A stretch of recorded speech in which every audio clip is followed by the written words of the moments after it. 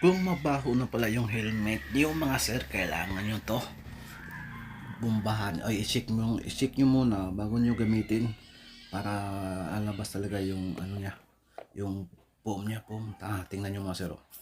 Parang bula-bula yan mga sir, oh. Ayan, oh.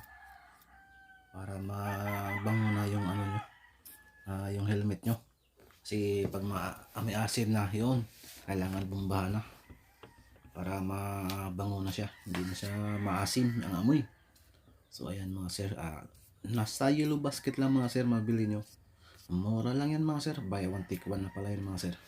Pero piliin nyo lang para kasi yung iba hindi buy one take one, kaya piliin nyo lang yung ang item na yun. Kaya dito kayo sa akin bibili, pindutin nyo lang yung yellow basket sa baba para makabili kayo.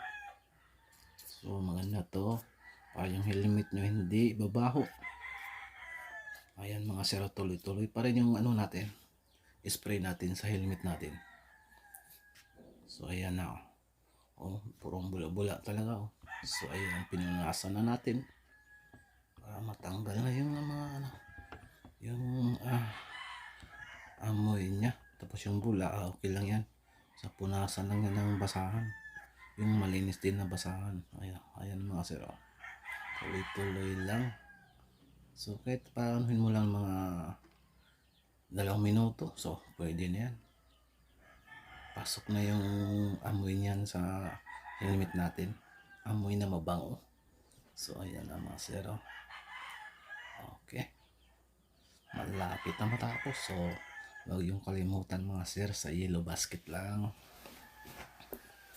God bless, ride safe mga sir sa ating lahat. So let's go.